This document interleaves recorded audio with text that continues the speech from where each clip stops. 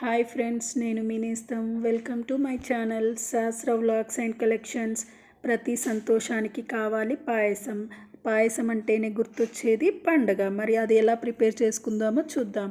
ముందుగా స్టవ్ వెలిగించి ఒక కడాయి పెట్టుకోవాలి. సో దాంట్లోకి 2 టేబుల్ స్పూన్స్ వరకు మనం నెయ్యిని తీసుకొని అది కరుగుతూ ఉంటుంది. ఈలోగా 1 కప్ వరకు మనం రోస్టెడ్ బ్యాంబినోని తీసుకొని 2 మినిట్స్ వరకు వేయించుకుంటూ ఉండాలి. ఇది కొద్దిగా కలర్ చేంజ్ అవుతుంది. ఈలోపు మనం పక్కన ఒక బౌల్లో 3 కప్స్ వరకు మిల్క్ తీసుకొని వేడి చేసుకోవాలి. ఇలా ఒకసారి బాగా కలుపుకొని పక్కకు పెట్టుకోవాలి. పక్కకు పెట్టుకొని నెక్స్ట్ ఒక కడాయిని తీసుకొని దాంట్లోకి మనం వేయించిన బ్యాంబినోని తీసుకొని ఒకసారి బాగా కలుపుకొని ఇలా కలుపుకున్న తర్వాత బాగా కాగిన పాలు ఉంటాయి కదా, అవి ఈ బౌల్లోకి షిఫ్ట్ చేసుకోవాలి. మెల్లిమెల్లిగా పోస్తూ ఉండాలి. ఇలా పోసుకున్న తర్వాత బాగా కలుపుకోవాలి. ఇలా కలుపుకుంటే ఏమవుతుందంటే అడుగంటదు. సో సిమ్లో పెట్టుకొని బాగా కలుపుతూ ఉండాలి. 75% మాత్రమే ఇక్కడ బ్యాంబినో కుక్ అవ్వాలి, లేదంటే మరీ మెత్తగా అవుతుంది బ్యాంబినో తర్వాత.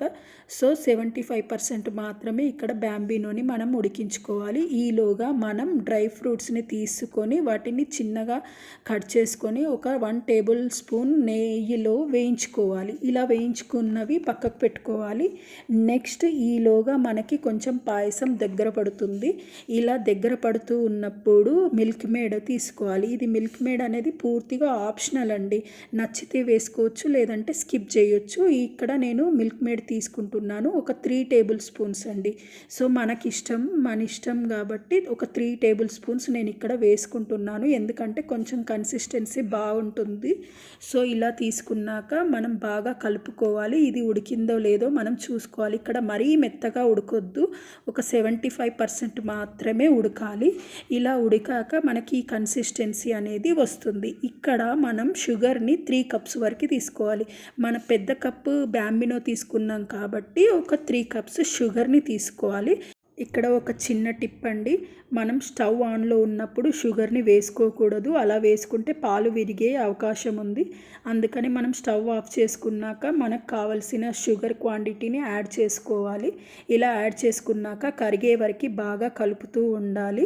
అది కరిగాక కావాలంటే స్టవ్ ఆన్ చేసుకోవాలి, లేదంటే మన ఆప్షనల్ అండి. ఇక్కడ మనం వేయించుకున్న డ్రై ఫ్రూట్స్ ఉంటాయి కదా, వాటిని ఇందులో వేసుకొని ఒకసారి బాగా కలుపుతూ ఉండాలి.